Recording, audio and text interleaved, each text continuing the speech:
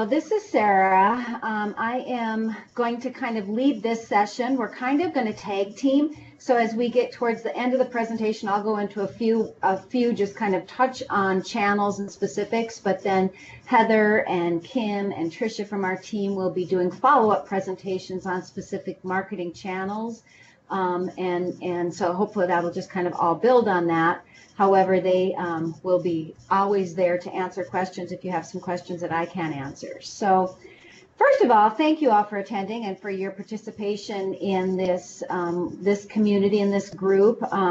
Your community, city, organization, businesses, they're all really lucky to have engaged leaders. I know everybody's working to evolve their communities into better places, and hopefully this information that I present today will just kind of give you a umbrella overview and understanding of some of the things to think about prior to Kim and Heather and the rest of the team really talking about some specific tactics. And hopefully it won't be too much homework, but it'll just kind of get you thinking. So first of all, you know, I want to talk a little bit about how we differentiate. So that's going to be some of the theme of this presentation, is how do we differentiate our state, our community, our business, our downtown area from anywhere else. And this slide is just kind of a great example of that. I get asked a lot, why in the world would North Dakota spend money to pay an actor like Josh Duhamel to represent us in our advertising campaign? And although we know that the value is strong because he has a huge audience and a lot more people that we wouldn't normally be able to reach and influence, the other reason is that this differentiates our advertising from all of the other states and regions that also market similar experiences and products. So this is just kind of a good kickoff and an example of what we need to think about when we think about branding. So I won't go into too much on tourism, but I do have to weave a little bit of it in here and there. Our division, you know, the goal of our division, the mission is to expand the positive image of North Dakota. We instill the pride in our residents, but we mainly focus on inspiring non-residents to visit our state. So we're really the primary marketing arm for the state of North Dakota. And not only does our marketing provide an immediate benefit by attracting visitors and their dollars, which, as you can see here, are significant. You know, $3 million in direct expenditures. You know, some of the NDSU studies say up to $5 million. So those are obviously huge dollars statewide. Every county. I think there are only 10 counties that are under like the 10 million annual expenditure mark. So that's part of it, but the other part is really improving the image, and that's internally and externally. You know, we focus on having people think of North Dakota as a destination. But one of the big pieces that people sometimes want to put us into silos and think just about, okay, you know, you're just trying to get people to go to Medora for the musical in the summer. When in reality, our office and other destination marketing organizations like chambers and CVBs throughout the state really are building that whole destination marketing and development platform that fuels the economy. One of the things that you'll hear people say is, you know, it's the same things that visitors come for are the same types of experiences that you're going to use to attract a new resident, or that's going to have your kids move back or keep your kids. It's those same destination qualities that are going to elevate your community as being the one that's growing and not the one that's shrinking. And as we think about developing our communities and developing it with a destination kind of angle, we really need to think about how we can proactively work in that area to create those kind of communities. So this little piece of research was done, and like I said, we're primarily in North Dakota. We're pretty much the only one that does external marketing, and our dollars are very limited too compared to other states. But when you look at the impact that this study did, they did a study in 12 different states, and we actually had the highest lift of any state. where they showed that the marketing not only did it, as we said earlier, influence visitors to come and spend money, but it also elevated the awareness of North Dakota as a great place to live, a good place to start a career, a good place to start a business, attend college, purchase a vacation home, or retire. And you can see what a huge difference is with those that have marketed and those that saw the marketing versus those that didn't. These people didn't even necessarily visit. So again, this just kind of really shows that there's that cumulative effect of marketing, and especially if it can be strategic and consistent, you're going to see that in your communities. So today we're going to talk about just kind of a framework for communities. You know, what's a brand? What's your value proposition? How do you get community engagement? And kind of what are those first steps in terms of creating a marketing plan? And when I say marketing plan, I hope I can show that it doesn't need to be a super comprehensive, in-depth process. It can be fairly simplified as long as it's got buy-in and you can deliver on it. So to start with, I guess I would just ask you to think about what sets you apart. What do you have that would attract visitors and new residents? And this is what becomes your value proposition or your unique selling proposition. It really is what you do uniquely well. So, you know, what can you feature that makes you attractive or stand out from your competition? You know, there's a number of examples of corporate examples of that. So, for example, FedEx. You know, one of their brand promises would be that they, oops, I'm going the wrong way, sorry. One of their brand promises would be FedEx, where they say when it absolutely positively has to be there overnight. So that really set them up as the leader in that space. People knew what they stood for. You know, Avis is the one I remember from college when I was studying marketing. They were the example of positioning. Their slogan is, "We're number 2, but we try harder." That helps differentiate. It's a promise that they can deliver on. De Beers is another one. A diamond is forever. 1948. They've been using that since 1948. And granted, it's generic. It helps elevate others, but people still tie it directly back to them. So those are just, you know, some corporate examples. There's also, later on, I'll talk about a few other community examples. So when we talk about brand, here again, you know, I think it's easy to understand branding when we're talking about, like I was earlier with those examples, products that you buy and use, because we see brand marketing all the time. But when we're creating community brands, it really needs to be about what you know, again, defines your community. And the brand really is a perception. So it's the why. Why would I choose to live in your community? Why would I want to invest? Why would I want to visit your community? And then to take it to the next step, you really have to make sure that the community can deliver on that brand promise.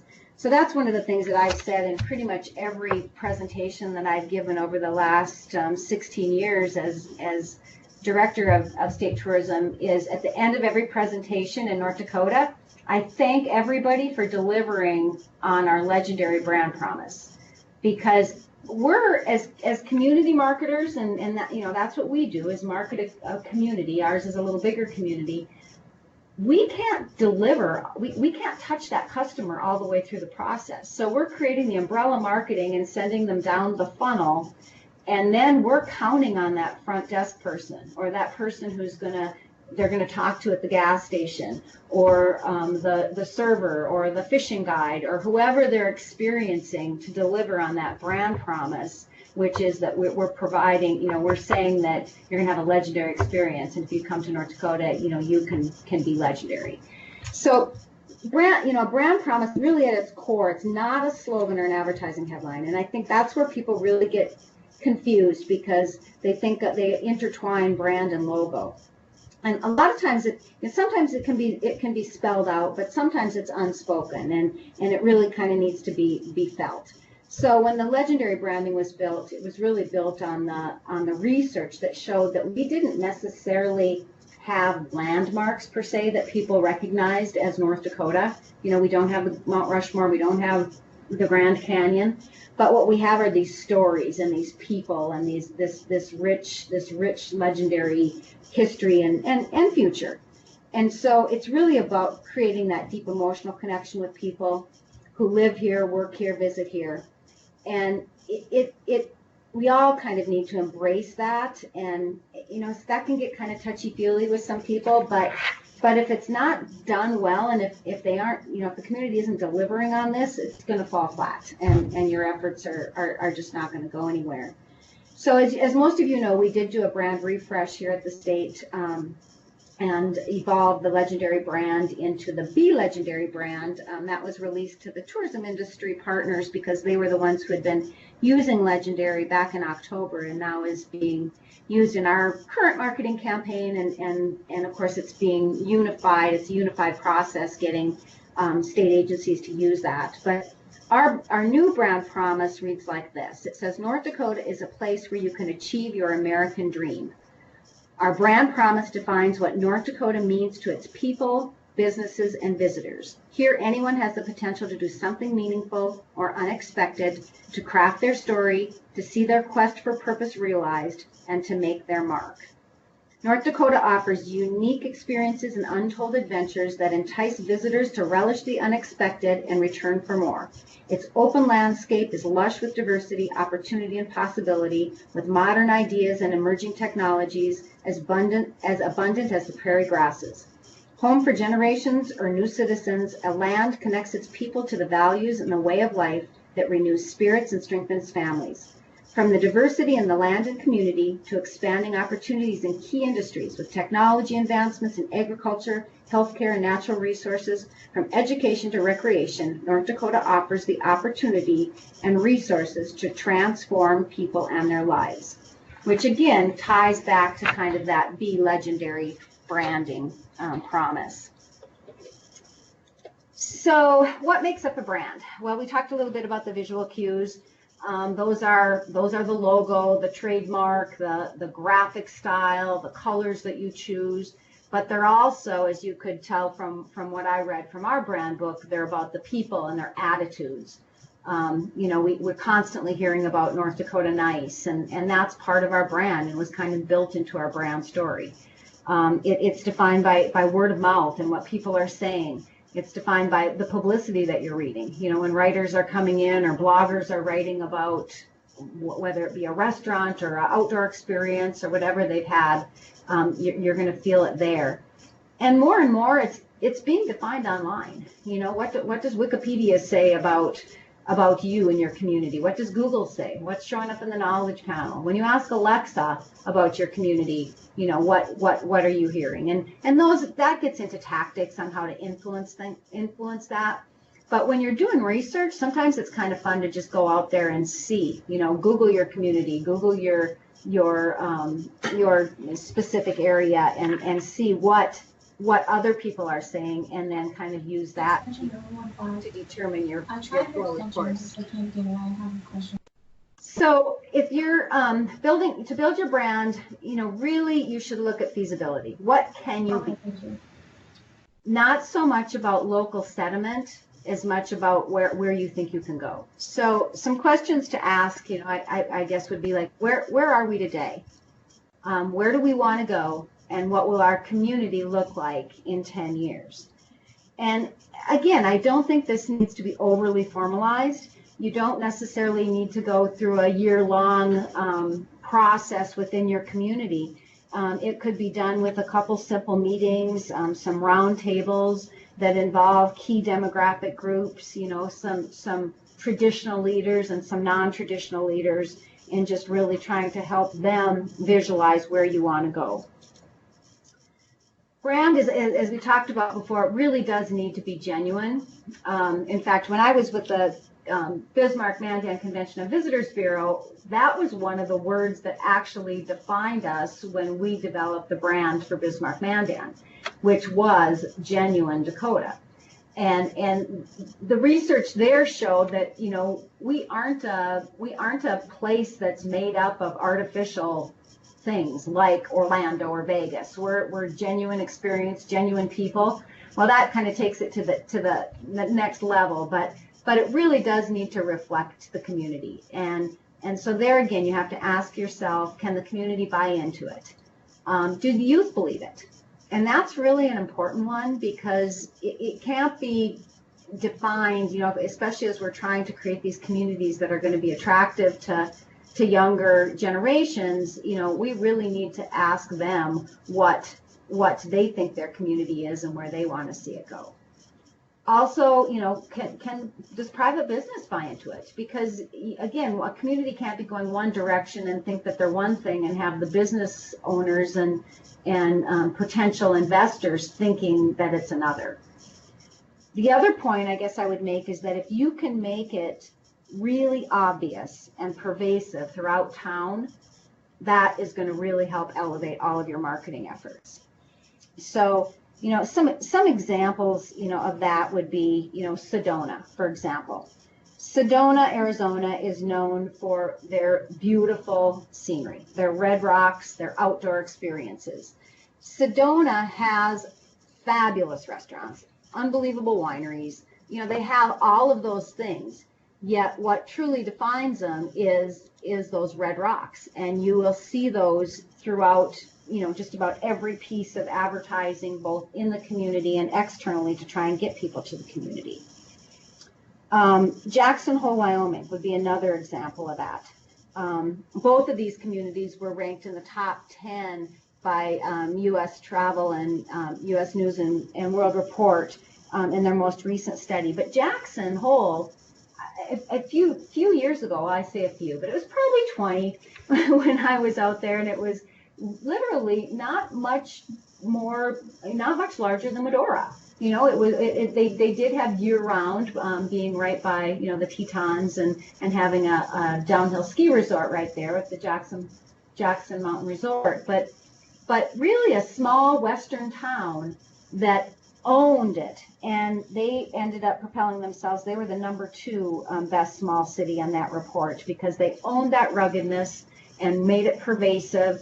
They built those antlers with the entries to their town square, and built that town square around it. And now you can. It's one of the most popular tourism destinations year round in the region, and can compete with anybody. The other question, the last question I would ask yourself is, do you have champions? Who can you work with to really help make this take this brand to the next level, and who would adopt it? Again, because you don't want to be going in different directions and have despairing messages.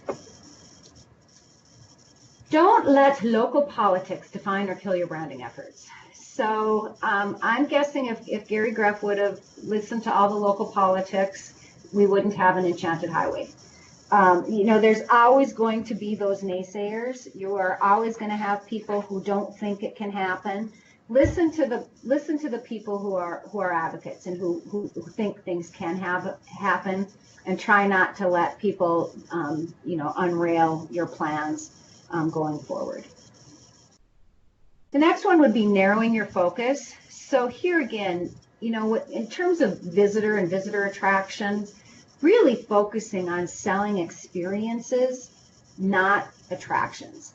So for example, going back to that study that I had mentioned earlier, when you look at the top states on that list, and this list is the best small towns to visit in the USA. And when you look at that list, every one of them, well, I take that back. One of them shows a downtown. Telluride shows a downtown. That is #1. Next is Jackson Hole, Steamboat Springs, Sedona, Lake Tahoe, Belle Harbor, Monterey, Sanibel Island, Cannon Beach, Juneau, Sonoma, Destin, and Breckenridge. Oh, and Moab. How many are there? St. Augustine, Laguna Beach, Naples, Hilton Head, and Cape May. Of those, only 2 of them are showing infrastructure, like a downtown infrastructure type area. All of those cities, which we would all note as very, great destinations, just about every one of them shows outdoor recreation that makes them unique. So I think as we're thinking about marketing our communities, not that we don't want to sell unique attributes that our downtowns have to offer, or show that they're healthy and vibrant and growing, but we really need to think about what is the experience that's going to really elevate having somebody visit or move there. And on the business side, it's kind of the same story. You don't want to sell infrastructure. You don't want somebody's not going to move there just because you have an open building. You really need to talk about the opportunities. And so really think about that as you're kind of framing your marketing.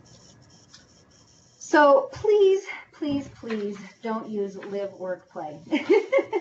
My team here knows that I kind of have a personal pet peeve with that one. I did a Google search on live, work, play, and there were 5.9 million Google options to choose from, because every one of our communities you can live, work, and play in.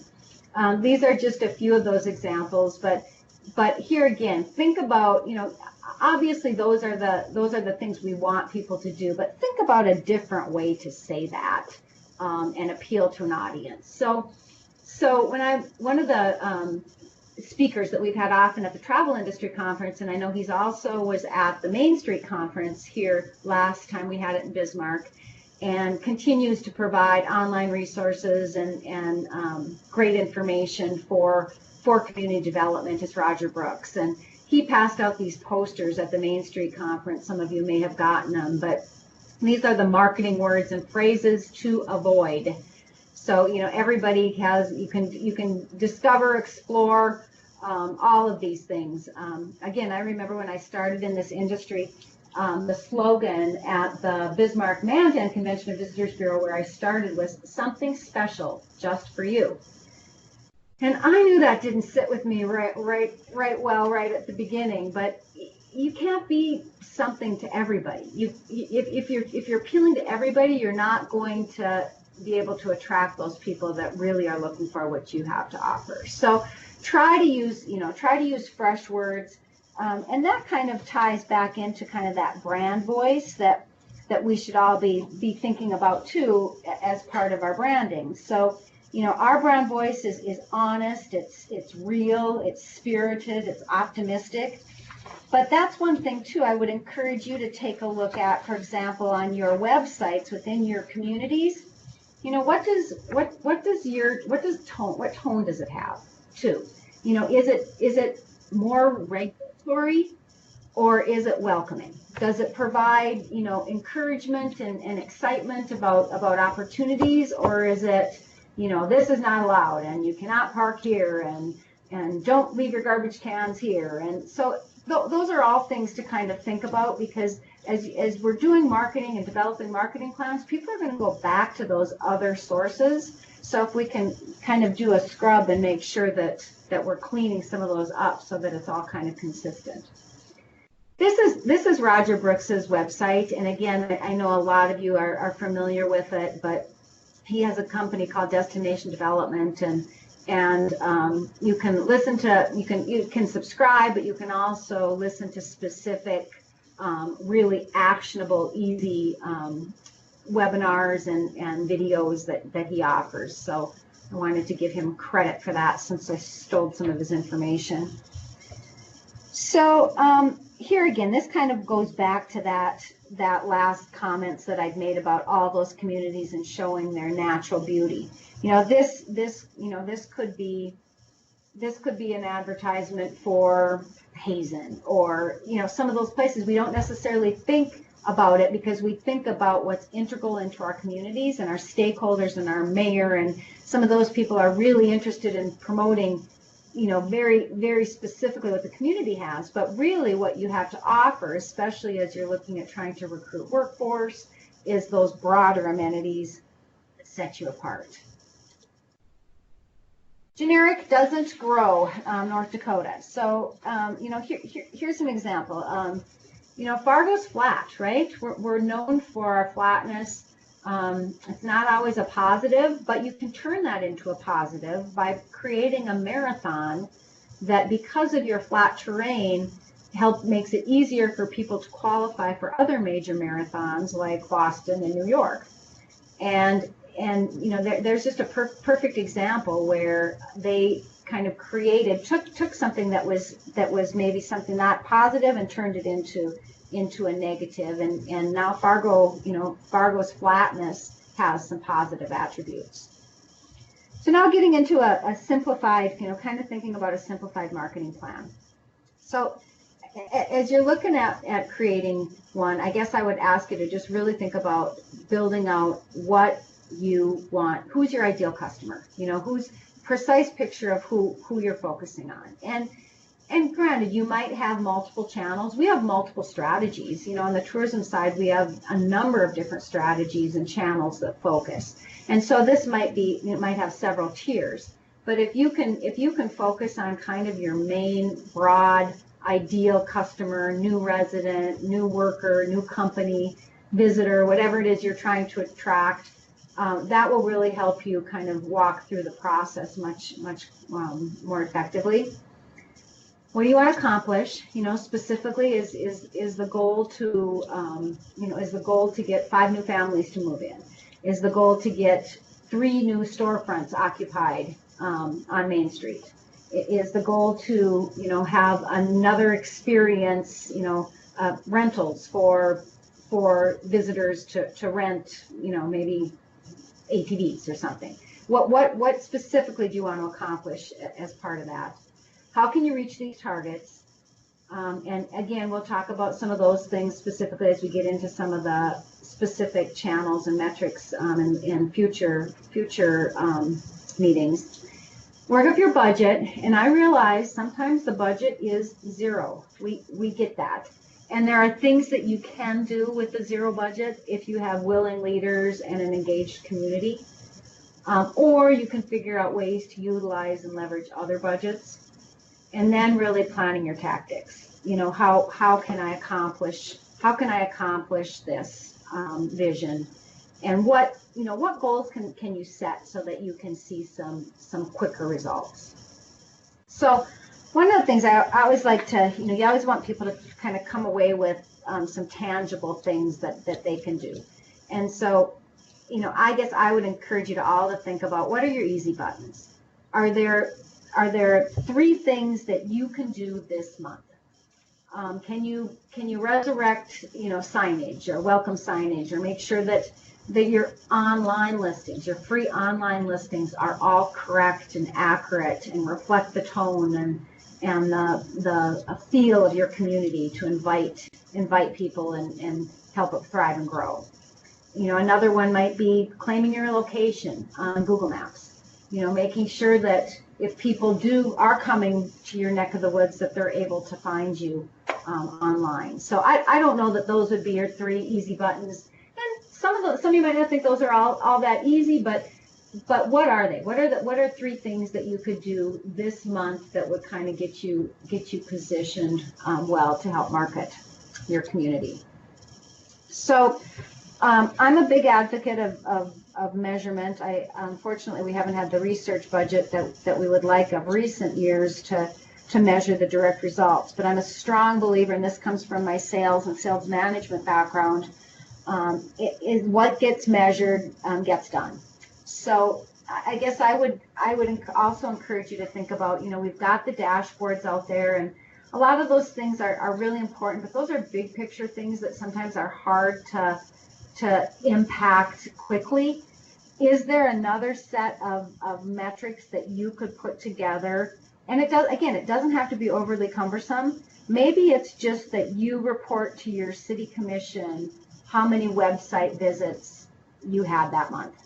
It can be something as simple as that, because then it calls attention to the fact that people are looking at your website, or aren't they?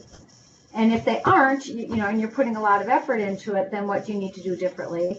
If they are, and you're not loving what they're hearing, then it helps elevate the need to improve, invest, maybe partner with other organizations.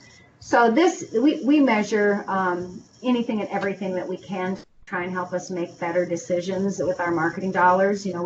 We invest, state taxpayer dollars. We want to make sure that we're being prudent with those investments. And so our most recent advertising research showed the effectiveness of that investment We invested $3.17 million in paid marketing, and that motivated 354 trips.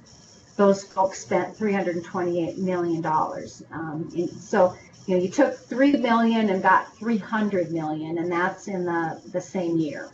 So, not everybody's going to be able to do that, but you can. Google Analytics is a great thing. There's a lot of other tools out there that you can measure, and even if it's, simple things like participating in cooperative programs that provide details and metrics. Maybe you participate in our rest area brochure program to get your community's brochure distributed in the rest areas. Well, it's tracking those numbers and how many go out of that.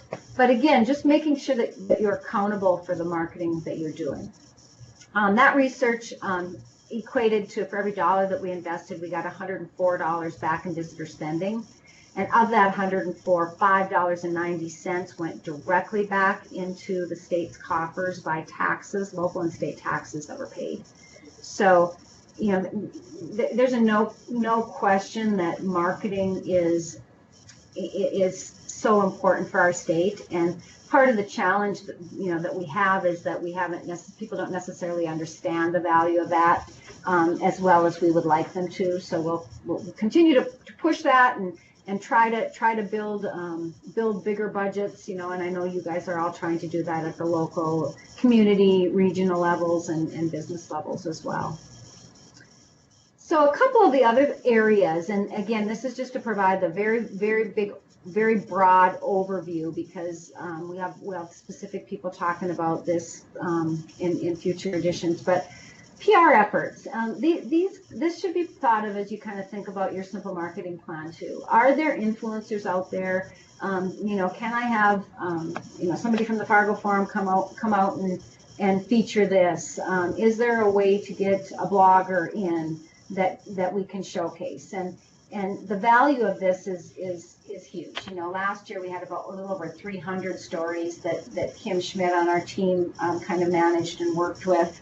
With great placements, and again, for you, it could be, it can be much smaller than these. These are our big hits, but we value our little hits just as much as our big ones, because again, it's kind of a cumulative effect. Social media, this will be another session that we'll have coming up. In 2018, we inspired more than 30,000 visits to ndtourism.com. That's our strategy. That might not be your strategy, and we actually have two different strategies, which we'll talk about. One is to get engagement, and the other one is to really try to get people down that sales funnel. And we think in order to do that, they need to go to ndtourism.com so we can give them more information and they can get on social. But these are just a few examples. I recently spoke at the Botano EDC Chamber and CVB dinner, and so you'll see some Botano pictures here that I haven't swapped out yet from that presentation. The website, we talked a lot about that, and again, you'll hear about websites. It's important to have your own website. When we're doing PR and social, or we pitch somebody, you always need some place to send people to. So what is that happy, pretty landing place that you really want to be your base, that you can drive people back to? But also, we'll talk later about how can you optimize some of those other listings. I mentioned in the earlier piece about the free listings, and this isn't a perfect example of that. You can do, we list accommodations, events, attractions, all of those things free on our site where you can optimize it. And we referred 253,457 clicks to partners. So of that, 1.2 million people that were on our site, they clicked out 253,000 times last year. So those are pretty good numbers that you'd want to consider.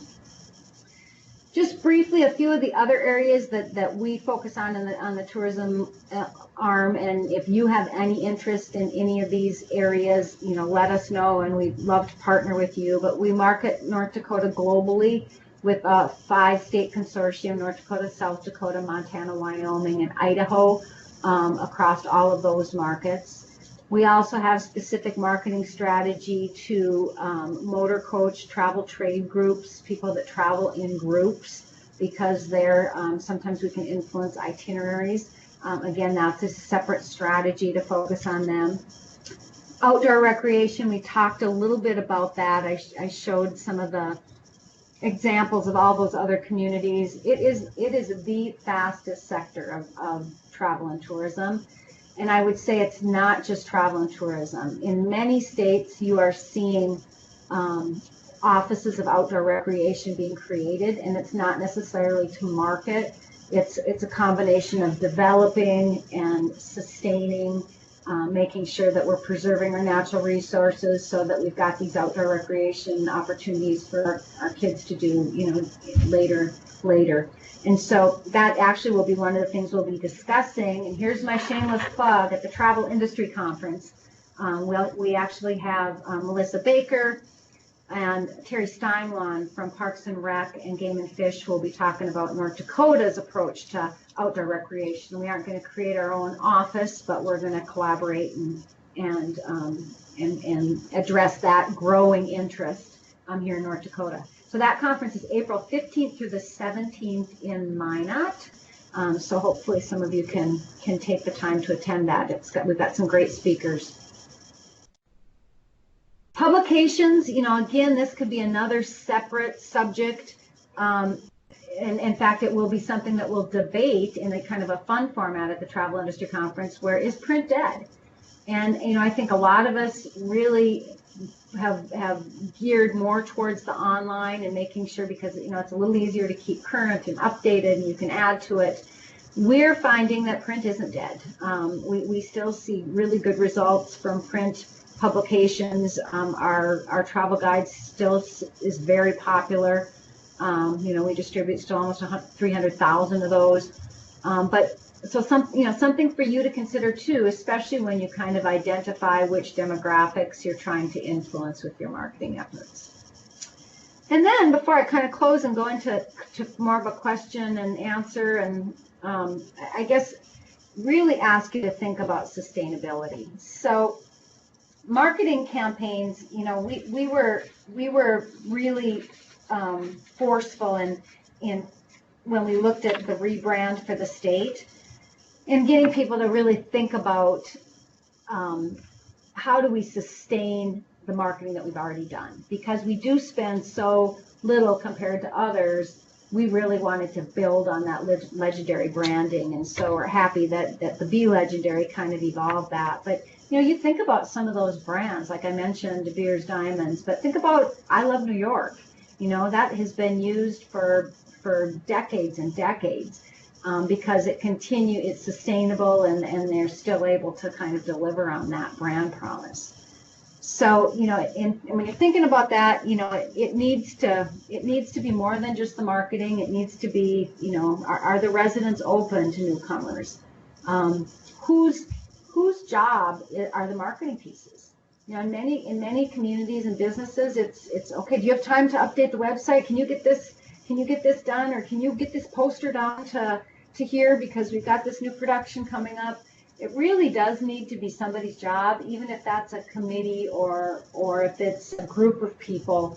It needs to be somebody needs to be thinking about it on a regular basis. Also, in terms of sustainability, think about balancing your community and your goals, and how that approach helps the whole community in terms of development. So, you obviously you need multiple factors, and you need to invest in various areas, which you guys wouldn't be on this call if you weren't aware of that. But it's just something to think about when you think about sustainability. We don't want, you don't want to build out a brand that just focuses on one narrow sector that isn't going to be sustainable over the long haul. Continuing education and tools. I already talked about, destination development and Roger Brooks. There's a lot of those other tools out there. Of course, we've got the Main Street Conference, another one of those coming up here in October. And so hopefully we'll continue these meetings as well to involve everybody. So with that, what questions does everyone have? Sarah, I've got a couple of questions. One of the things that you talked about was that identifying your differentiator or kind of what separates you from other communities can help you build out your brand. But I think from, inside your own community, it can be hard to know what your differentiator is because you might be so used to the way that your community is. Do you have ideas for how people can work together to figure out what their town's differentiator is? You know, that's true. True story. You're right. You're so close to it that you don't necessarily see what makes you unique. Plus, you know who all your stakeholders are, so you feel like you need to appease all of the stakeholders. So then it kind of gets you in a position where you're kind of stifled in terms of how you focus. One of the things that's been successful that some states or some cities have done within is they've kind of created these partnerships with other communities. So I know bigger communities have done it as well as smaller communities where they'll pick a kind of a smaller group from, for example, I know Grand Forks and Dickinson did it. So they brought kind of a small group from Grand Forks to Dickinson, kind of did the walkthrough, showed them what they had, let them kind of experience for themselves, and then they had them tell them what they thought their differentiators or their unique selling options were. That was also done with a number of other small towns. I know Dean Isla and our team had worked with some communities on that. I think there was a grant that enabled that.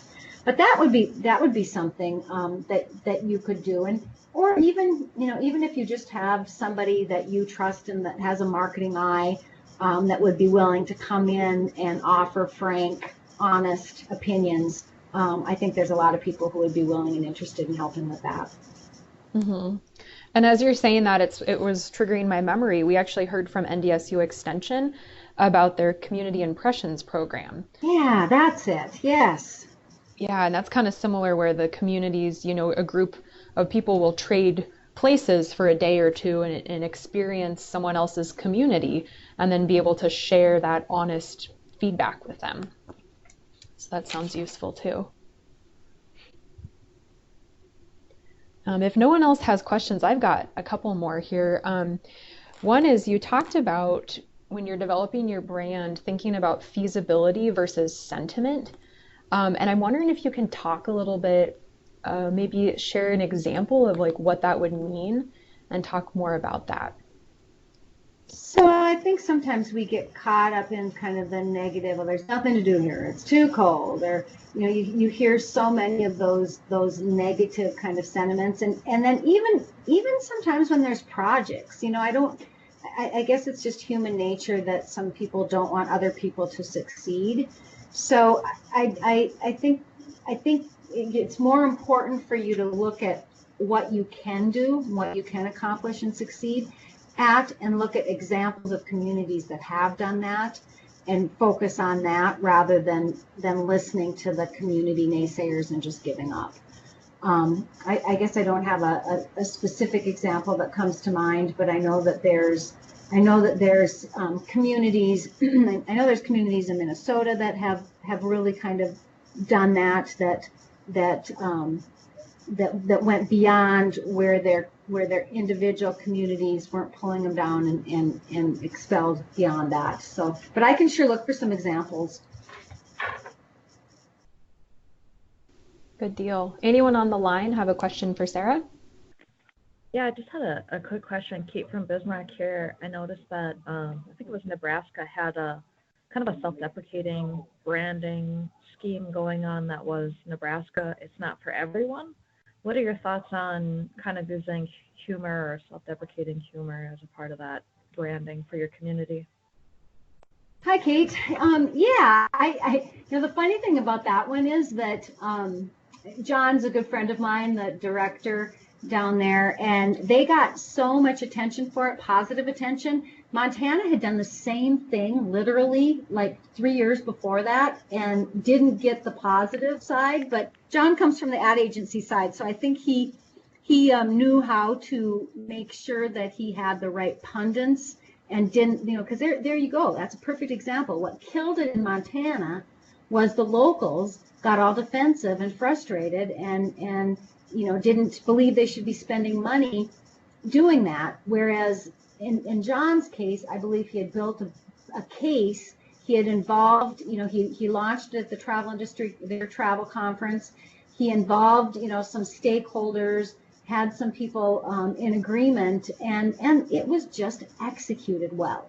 So I think the execution can really make or break. If it would have been a shoestring budget and not well produced and not had a solid PR plan out ahead of it, it could have gone the other direction like Montana's did.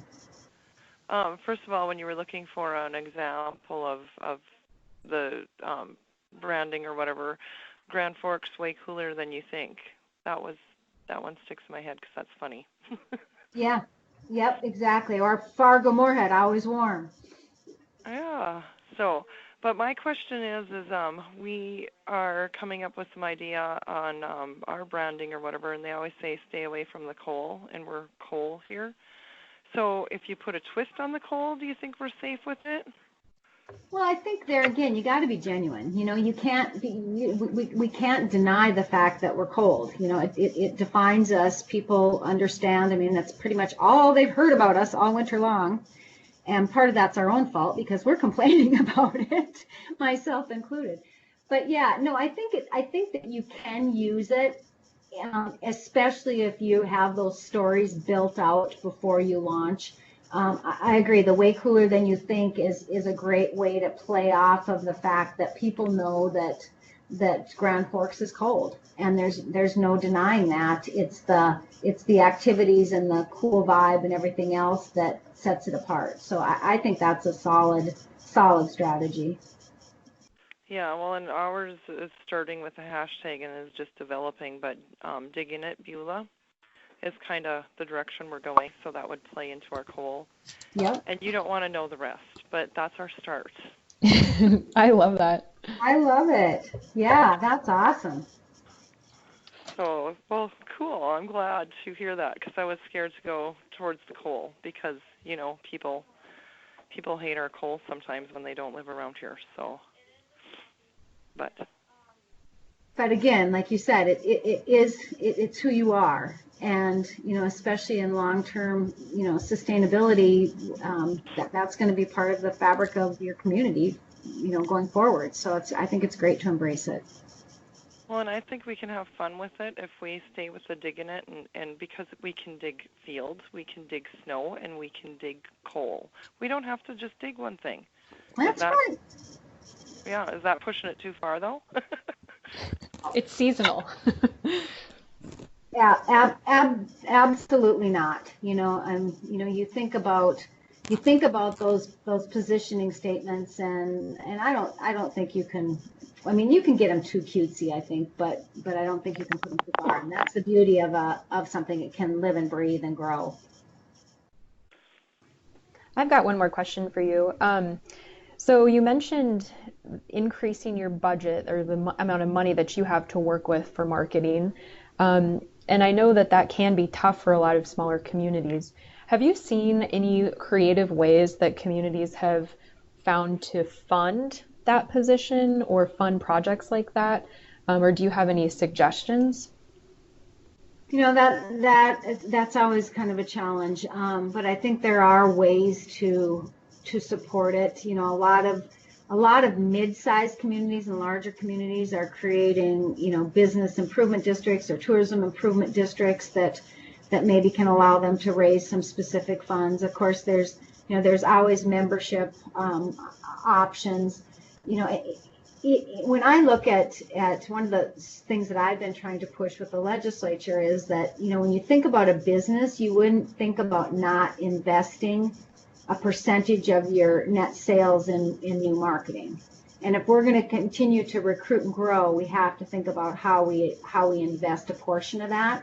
The hard part is getting leaders to realize that is a true hard cost of business, and if we don't do it, we aren't going to grow.